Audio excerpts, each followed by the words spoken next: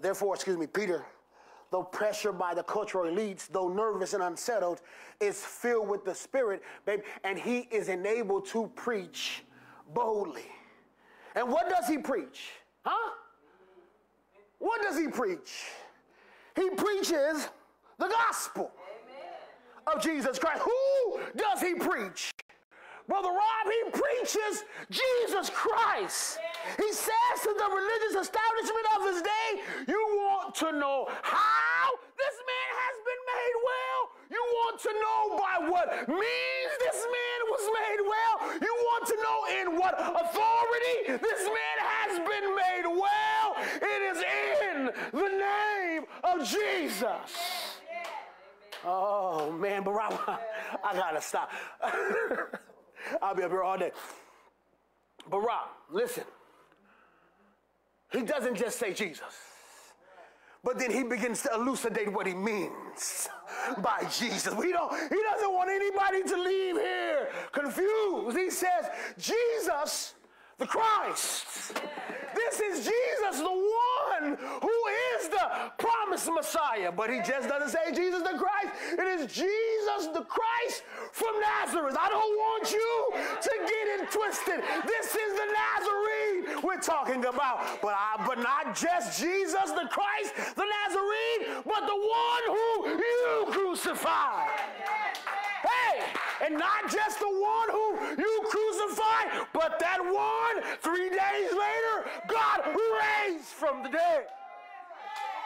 Ooh, it is that one that has done this thing that we see. I gotta stop here. I gotta stop here and say, when we speak of Jesus, Sister Anna, we must clarify terms. For when we say Jesus, Caleb, we do not mean the spirit brother of Lucifer. No. When we say Jesus, we do not mean the great prophet who will one day bow before Muhammad. When we say Jesus, we do not mean a great moral example. When we say Jesus, we do not mean the great philosophical and ethical teacher. But when we say Jesus, oh, I wish my church was here. When we say Jesus, we mean the God-man. 100% God, 100% man. When we say Jesus, we mean the one who lived the perfect life, died a vicarious death on Calvary's hill. When we say Jesus, we mean the God-man who was placed in the grave, but 3 days later arose with all power in his hand. When we say Jesus, we mean the one who then ascended and is now seated at the right hand of the Father, awaiting to come gather his elect. We mean what Peter meant when we say Jesus. We mean the biblical Jesus.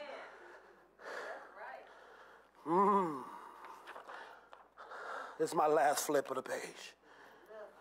I have to stop because I'm not allowed to preach as long as I used to. So let me hasten to the end of the section of this text. Peter preaches the exclusivity of Christ by telling them that Jesus fulfills the messianic hopes of Psalm 118. For Jesus is the stone that y'all rejected. And he is now the chief cornerstone. He is now the distinguishing stone. He is now the ornamenting feature. He is now the beautifying stone of the building. The building gains all of its character from this stone. Peter says that he's the chief cornerstone. He's the capstone. And he ends by saying that salvation, freedom from sin and its awful penalty can be found in no one other than Jesus Christ. Peter preaches the exclusivity of Jesus Christ by proclaiming that there is no other name under heaven that has been given among men by which we must be saved. Church, this is why the council is upset. It's not just because they're preaching, but it's because of who they are preaching. And it's the narrowness of their preaching. This is why they're going to admonish them in verse 18. They're going to say, listen, don't you speak in that name no more. Don't you teach in that name no more. It's not just the teaching and the speaking. It is the person